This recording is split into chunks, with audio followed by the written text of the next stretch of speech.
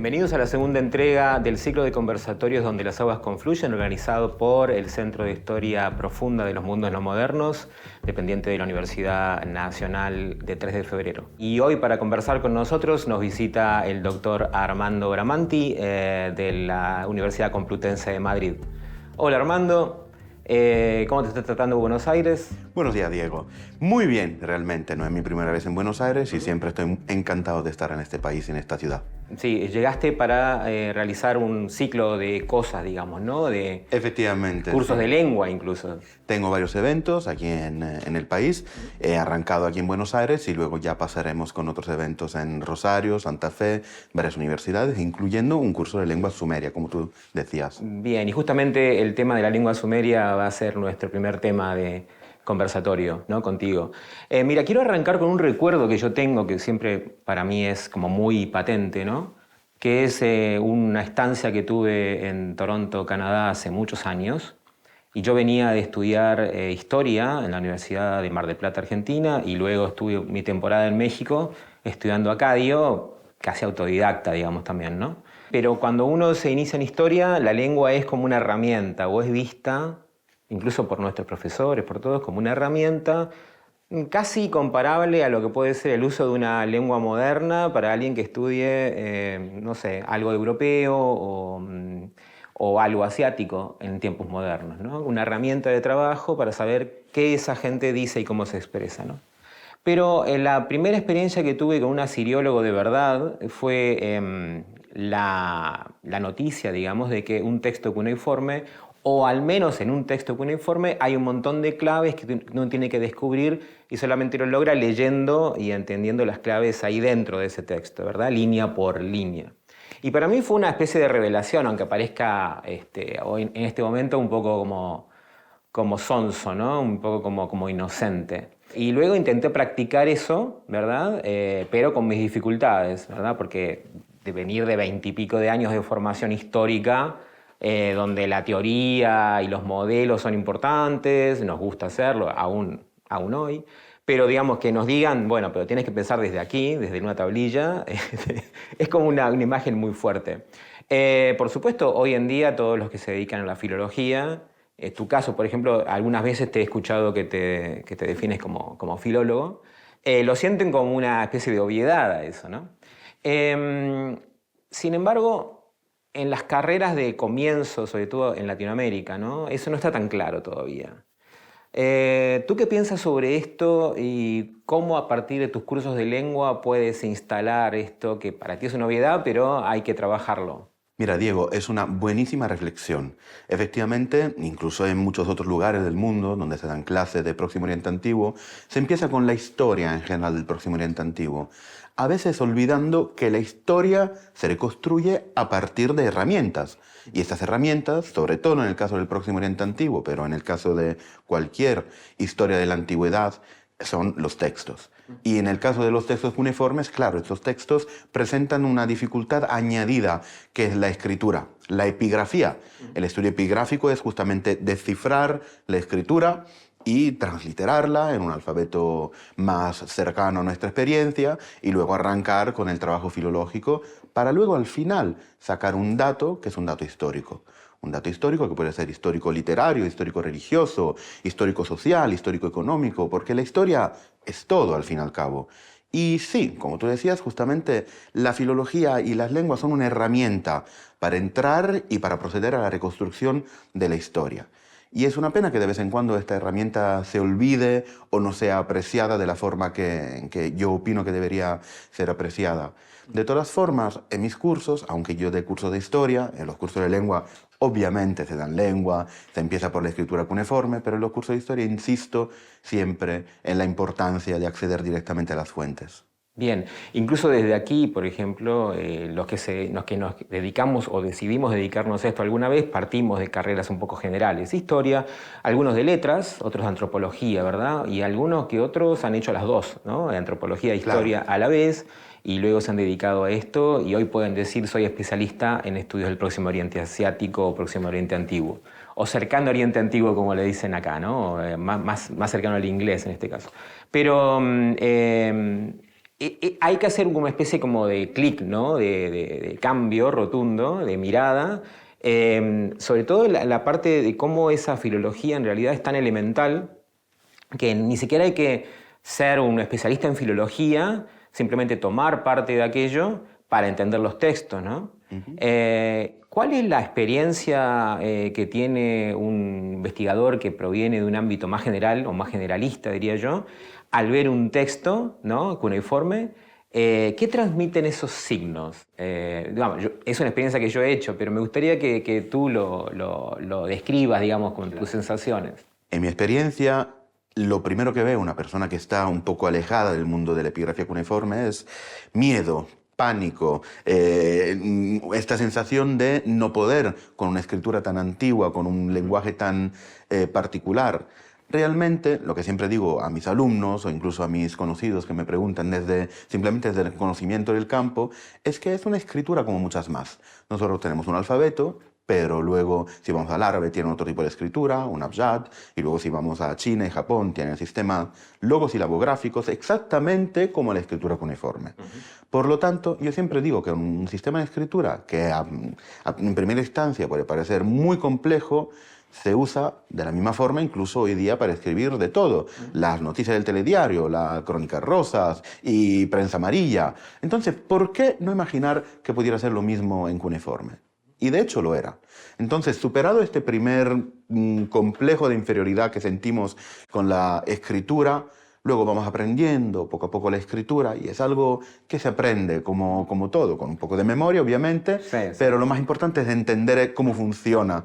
Y luego se accede a este mundo y los textos se revelan y te dan mucha más información si lo lees directamente en la escritura cuneiforme, en su propio idioma, que en transliteración o directamente en traducción. Mira, yo muchas veces a alumnos o conocidos cuento siempre la poesía china. La poesía china la puedes leer en traducción, pero pierdes muchísimo de su interés y de su poesía, justamente de su arte. Si la lees en chino, viendo los signos chinos, obviamente te entrega mucho más. Lo mismísimo creo que pasa también con el cuneiforme y con la literatura sumeria, acadia, babilonia y asiria. Sí, en lo que han tenido la oportunidad de escuchar cómo suena eso es realmente, sobre todo si se hace bien con una rítmica, es fascinante. Y eso también, claro. Ahora, cuando se ven signos cuneiformes, esos que tú dices que asustan, ¿no? Al que tiene la primera experiencia, el primer acercamiento, la primera aproximación allí, esos signos siempre se comienzan a dibujar, digamos, o a clavar sobre la arcilla con un orden, ¿no? Es decir, los signos no se empiezan de cualquier lugar. Eso, yo me acuerdo alguna vez que alguien especialista en japonés me explicaba eso, ¿no? El signo no se empieza de cualquier lugar, por más que llegues a la misma forma, pero no va a ser igual. En los signos cuneiformes también. Pero eso generalmente es como un acadio o un sumerio muy avanzado, ¿no? En alguien que está, digamos, metido a fondo en el tema de la escritura. Por lo general, lo que hacemos es ver el signo y decir, bueno, vale tal... Reconocerlo. Claro, vale tal sílaba, ¿no? ¿Qué sientes en cuanto a la cultura que está allí, ¿no? Es decir, tenemos nociones de que incluso los escribas de la antigüedad les era difícil también el aprendizaje, ¿verdad? Sobre todo, bueno, se ha hablado del tiempo que se toma para escribir una tablilla, ¿no? Por el tema del que se va secando el barro y todo eso, y la serie de piezas que se encuentran de aprendizaje, ¿no? De tipo escolares que se van equivocando y hay emparches y hay todo esto. Bien, si es difícil para ellos, cuánto más difícil para nosotros, ¿no? Desde este punto de vista más moderno. Ahora, ¿qué hay de esa cultura a través de la propia escritura que tú encuentras allí? A través de la escritura claramente nos llegan relatos como de los estudiantes, de los alumnitos que en las escuelas estudiaban, aprendían a escribir en cuneiforme o aprendían los idiomas. También tenemos que pensar que Mesopotamia era un mundo multicultural exactamente como el nuestro, Sí. obviamente. Y por lo tanto, un escriba cuya primer idioma era el acadio, porque procedía de Babilonia o de otra ciudad del sur de Mesopotamia en el segundo milenio, igual tenía que estudiar también sumerio. Y no te creas que necesariamente le hacía gracia estudiar otro idioma, un idioma extranjero. Exactamente como aquí, un niño en Argentina, Que lean latín. igual le guste, Claro. no, bueno, incluso el inglés, igual le puede gustar el inglés o no. Mm. Entonces sí, vemos estos conflictos, incluso en estos textos literarios claramente que nos hablan de la escuela, y por lo tanto nos entregan esos textos un poco una visión familiar, una visión cotidiana de la Mesopotamia. Y es por eso que de vez en cuando yo digo que la gente de Mesopotamia, al fin y al cabo, era gente como nosotros, común y corriente, con las mismas pasiones, inquietudes, con los mismos deberes en la vida, con los mismos problemas. Claramente, con la diferencia de la profundidad del tiempo, con 5, 4, 3.000 años de diferencia. Pero creo que podemos acercarnos a un pasado tan antiguo justamente a través de los textos e incluso empatizar con esta gente y compartir problemas y tal vez encontrar soluciones para los nuestros. Sí, seguro, seguro. Por lo menos ayuda a la imaginación, ¿verdad? Abre mentes. Sobre ese tema de si eran hombres como nosotros, me gustaría atacarlo después en otro tema de nuestra conversación, que creo que es una discusión buena para hacer. ¿Qué diferencias? Bueno, yo he encontrado algo de diferencias entre las formaciones, por ejemplo, en América del Norte, en Europa, ¿no? Hay como, no digo que haya escuelas propiamente dicha, pero sí hay como fases o aspectos en los cuales se refuerza más una cosa o la otra. Tú has estado un poco de visita en América del Norte también, aunque tu formación ha sido más europea, ¿no? En cuestión de años, pero has visitado lugares, incluso has estado últimamente en Chicago. Sí. Entonces, ¿qué relación encuentras desde, por ejemplo, las motivaciones, desde cómo se entiende eso, desde el aprendizaje mismo? ¿Has encontrado algunas diferencias, algunas semejanzas? Siempre hay diferencias, pero aún así tenemos que tratar de hacer una escuela y no muchas escuelas, como justamente estabas diciendo antes. De todas formas, sí, esto tiene que ver también con el problema del redescubrimiento del Próximo Oriente Antiguo y de cómo estas fuentes llegaron a nosotros. Más o menos podremos hablar de la época de mediados del 19 y finales del 19, comienzo del 20. Y claramente no todos los países han tenido el mismo rol en esta epopeya del redescubrimiento del Próximo Oriente Antiguo. Y países que influyeron más al fin y al cabo desarrollaron una tradición más poderosa, más importante, aunque con la profundidad ya de un siglo y medio, la importancia de una tradición depende de muchas otras variables. Pero de todas formas es por eso que países como Alemania o como Francia, Inglaterra y Estados Unidos han sido de lo más poderoso en los estudios del Próximo Oriente Antiguo y luego en el desarrollo de la siriología, que justamente es el estudio de las fuentes del Próximo Oriente Antiguo. Pero hoy día ya estamos en un mundo global, estamos en otra situación. Entonces yo opino que la misma aproximación seria y profunda y con los mismos criterios la podemos tener en cualquier parte del mundo, de Argentina a Rusia, a Inglaterra, a Sudáfrica. Entonces es cierto que hay diferencias en el estudio de las disciplinas. Hay países donde se ha desarrollado una tradición menos asiriológica, que están anclados más al profundizar los procesos históricos y es por lo tanto que se prefiere hablar de historia del Próximo Oriente Antiguo. Pero creo que de alguna forma ya estamos hablando de esto. Si uno estudia las fuentes, es muy complicado hacer historia. Y un filólogo, si no se pregunta preguntas de tipo histórico, es complicado que haga nada con sus fuentes. Entonces, creo que tenemos que trabajar en esta dirección, tanto en Argentina como en cualquier otro país En del cualquier mundo, lugar del mundo, sí. para encontrar la forma de solapar estos dos campos, la historia y la filología, la que se define propiamente a siriología y historia del Próximo Oriente Antiguo, y para que confluyan. Con las debidas diferencias, de todas formas, pero repito, estamos en un mundo global donde todo está al alcance de un clic y entonces ya no nos podemos permitir de justificarnos a partir de tradiciones de un siglo y medio. Sí, sí, hoy, por ejemplo, no sé, todos los reservorios de material didáctico y todo, bajables de internet, digamos, en alguna medida, incluso diccionarios y todo esto. Sin embargo, a veces hace falta el libro en papel y hoy en día los costos son enormes para lugares como este. Pero bueno, puede ser temporario, ojalá. Esto de la confluencia, digamos, entre historia y asiriología o entre historia y filología nos lleva también al aspecto de la traducción, ¿verdad? Traducir a lenguas modernas es también un tema. Por ejemplo, a mí me pasaba que al ser una lengua tan ajena y al ser un sistema de escritura tan ajeno, cuando yo estaba traduciendo en Estados Unidos, que me tocó, sí, me tocó primero en México y después en Estados Unidos. En México hablaba español todo el día, pero sin embargo, ya sea por las gramáticas o qué, no sé explicar, pero no me sonaba en español. Es decir, no podía meterle mi lengua materna a un habitante de esa época en Mesopotamia, en Siria en particular, Mari, que era lo que más yo traduje. Pero sí en inglés. Y luego me enteré que había una persona que había dicho lo mismo en un comentario, que había dicho, bueno, vivía en Argentina y era alemán. Y no lo podía hacer en alemán, a la traducción, pero sí le sonaba en español. Como si esa, digamos, esa alteridad, digamos, de la lengua podía ser más aceptable decir una lengua que no fuera la suya propia, ¿no? Lo mismo eso puede extrapolarse de allí la misma idea y ver el campo histórico, ¿no? Si te puedes imaginar un mundo históricamente reconstruible, digamos, pero muy ajeno al nuestro, o si no lo es, o si es prácticamente tiene muchos más puntos en común con el moderno, ¿no? ¿Qué piensas de esto en particular? Porque ya dijiste algo y me gustaría que tomar eso para seguir expandiendo, ¿no?, la conversación. Sí, muy bien, Diego. Es un tema sin Es duda muy complejo, pero interesante. bueno, es muy interesante. Y muchos No, piensan pero diferente, ¿no? claro, claro, hay diferencia de opinión y claramente hay que respetarlas también. Claro. Pero, claro, esto que me dices de traducir a un idioma, para mí es importante sentirte cómodo en un idioma para poder traducir, sentirte cómodo con el idioma de partida, claramente, y también con el idioma hacia el que estás traduciendo.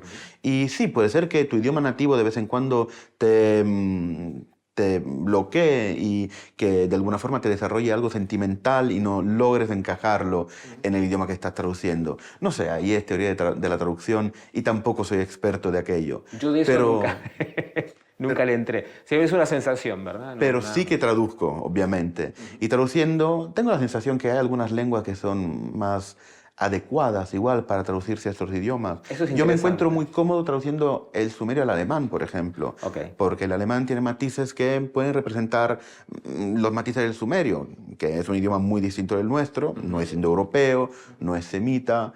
Por converso, el acayo logro traducirlo más fácilmente a otros idiomas, incluso al inglés o al español, con menos problemas.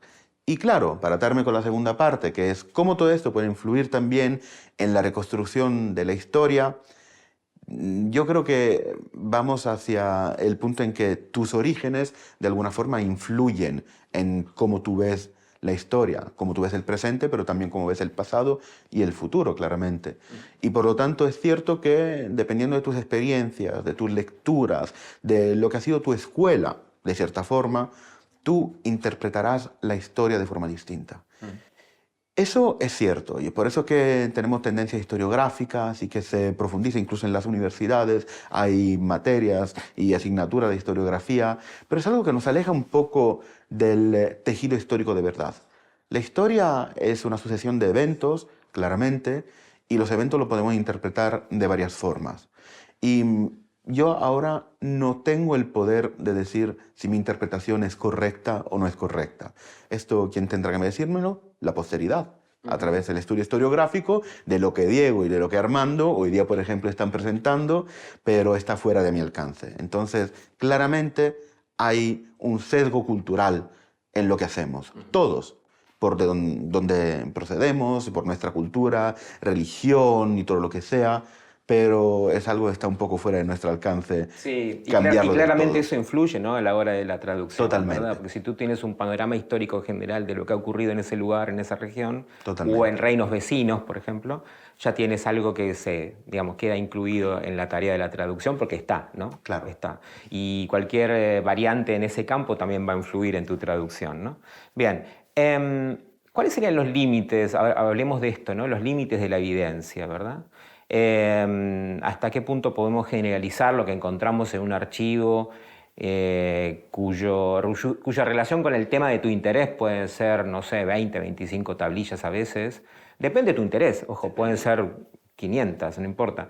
Pero digo, a veces tiene sus limitaciones en cuanto a lo que te dice, ¿no?, o lo que tú crees que te dice la tablilla, ¿no? Vamos a ponerle un poco de agencia a la tablilla. Habla, ¿no? Haciendo una metáfora, bueno, la tablilla nos habla, Totalmente, sí. nos expresa cosas, así como una inscripción, ¿no?, en el caso de algo más monumental, ¿no?, algún discurso más estatal, en este caso, propagandístico. Si nos expresa, ¿cómo logramos captar esa expresión, ¿no? Que viene de tan... O sea, es como un mensaje en una botella que viene desde hace mucho tiempo en el agua, ¿no? Claro. Hablando de las aguas que confluyen. La agencia de las tablillas. No es lo mismo trabajar con un archivo de 20 tablillas, como estaba diciendo tú, o con un archivo de 500 tablillas, obviamente. Entonces las evidencias te proporcionan datos distintos. De todas formas, no todo que nos dicen las tablillas lo entenderemos en algún momento y no todas nuestras preguntas, por el otro lado, serán contestadas por lo que está en las tablillas. Perfecto. Y en los textos en Eso general. eso es genial, digamos, porque todo depende... O sea, solamente expresa o dice cosas porque nosotros le preguntamos, ¿no? Claro, claro, o porque nosotros lo podemos entender también, las herramientas que tenemos. Lo que podemos entender, sí. Aún así, el patrimonio cuneiforme es enorme. Muchas veces, igual, quien no está en el campo se imagina que hay unos pocos textos en cuneiforme, en sumerio, en acadio. No, Hay estamos archivos hablando enteros. de cientos de miles. Por eso o hice millones hizo la incluso. salvedad de tu interés. A veces vas a un archivo a buscar determinada Exactamente. cosa nada más. Igual tienes que revisar todo para encontrarlo, ¿no? Pero haces una selección. A veces sí, Claro. pero sí, millones de tablillas en un periodo histórico de más de 3.000 años. Claro. Entonces es una cultura que podemos investigar y podemos profundizar. Ahora bien, hay ciertos aspectos que no podremos nunca profundizar porque la evidencia no existe. Pero, por otro lado, hay aspectos del mundo mesopotámico que conocemos mucho mejor que en el mundo romano o en el mundo medieval, porque estos documentos, con la gente que le hemos puesto, nos hablan, y nos hablan detenidamente. Te pongo un ejemplo. La economía de los sumerios. Bien. Yo me dedico Tema tuyo. Y, me dedico a la historia sí, económica y social en sí. el tercer Y tema de milenio. conferencia también aquí en Argentina. Exactamente. Pero la economía de los sumerios estamos empezando a entenderla a niveles bastante altos. O sea, podemos incluso encontrar microarchivos que nos hablan de la vida personal de un emprendedor o de una persona específica. Mientras que si vamos a la Roma antigua, apenas entendemos cómo funcionaba la economía en la Roma antigua, la administración, quién daba qué a quién, cuánto cobraba una persona. Claramente, ahora los expertos de historia romana me dirán, no, pero podemos decir también, hay datos, pero no tantos como en un archivo o en un corpus de textos de 3.000 años más antiguos. Entonces, es cierto que podemos profundizar muchísimos aspectos de Mesopotamia y hay otros que claramente nunca podremos alcanzar. ¿Nunca? Nunca. Ok. Y en cuanto a las miradas culturales locales, digamos, que o sea, la persona que aborda estos textos ya viene con una cultura, ¿no? No es lo mismo que lo lea un chino, que lo lea un argentino, que lo lea un mexicano, digamos, esta es la idea, ¿no? Te trae un bagaje, ¿no? También se ven esas claves, digamos, en las traducciones posibles de los textos. ¿Tú no crees que está ahí, hay algo allí que puede ayudar o obstaculizar la traducción? Ambas cosas, pero yo quiero pensar que más ayudar. O sea, la pluralidad cultural, la pluralidad de miradas en los estudios, no solo el nuestro de la filología del Próximo Oriente Antiguo, pero en general, es siempre algo que aporta más que restar. Entonces yo creo que hay que incentivar el estudio de incluso los mismos textos, los mismos corpora, por gente de distintos ejes geográficos y culturales. Y juntando las miradas, efectivamente esto podrá aportar siempre más. Y dicho sea de paso, incluso ha funcionado de esta forma el momento en que se descifró el cuneiforme y el acadio por primera vez. Se les dio un prisma en cuneiforme, acadio, de Assur, a 4 estudiosos distintos, sin que esos estudiosos pudieran hablar entre ellos, y al final cada uno tradujo de una forma distinta. No todas eran idénticas, pero 2 de estas resultaban casi idénticas. Y claro, al final se vio exactamente como si 4 personas logran traducir de forma parecida y 2 de forma casi idéntica, efectivamente el acadio se podía considerar descifrado y con ello el cuneiforme también. Y es lo que estamos diciendo. Si una persona en Argentina, otra en España, otra en Alemania, otra en China estudian lo mismo, solo pueden aportar más. Sí, perfecto. Muy buena idea. Por último, me acuerdo que tenías como alguna idea sobre las posibilidades de cualquier persona en el mundo para abordar estos temas, para formalizar sus estudios, ¿no? ¿Qué piensas sobre las distintas escuelas históricas, en este caso, no ya de formación ideológica, pero que pueden impactar o que pueden buscar que sus alumnos se interesen en estos temas y que puedan formalizar sus estudios de escritura Claro. y lengua. No en todas las universidades existe una asignatura o un campo que se llama Asiriología, y entonces no en todas las universidades es posible ofrecer cursos de sumerio, acadio, hitita, ugarítico, heblaíta. Luego, claro, hay universidades donde sí se puede, pero igual no ofrecen otro tipo de formación. Entonces siempre hay que complementar un poco. Entonces, si desde el punto de vista de un profesor tú no tienes la capacidad de ofrecer un curso de sumerio y de acadio, aunque tú lo tengas en el cuerpo, ¿cómo lo puedes hacer? Recortando parte del temario, recortando parte de los cursos para hacer pequeñas introducciones. Porque es cierto que una introducción a una lengua de la antigüedad, una lengua mesopotámica, no te hace asiriólogo. Un curso de 10 horas, de 20 horas, de lo que sea, un trozo de tu curso de historia no te forma como filólogo, pero por lo menos te pone una semilla, por lo menos te despierta un interés. E igual, en un mundo global como el de hoy, si no eres tú que viajas y te vas a otro país, puedes encontrar la posibilidad incluso de hacer cursos online, en internet, y de formarte propiamente. Y entonces no son las primeras 10 horas de curso que te hacen asiriólogo, pero son aquellas que te garantizan la posibilidad de pensar que en algún momento podrías hacerlo. Sí, estímulos también, ¿no? Exactamente. Bueno, muchísimas gracias, Armando, por Gracias a ti, venir, Diego. por tus miradas, por compartirlas conmigo. Y esto fue un nuevo encuentro del ciclo de conversatorios, entonces, donde las aguas confluyen, del Centro de Historia Profunda de los Mundos No Modernos. Los invitamos a compartir con nosotros los próximos contenidos en este canal.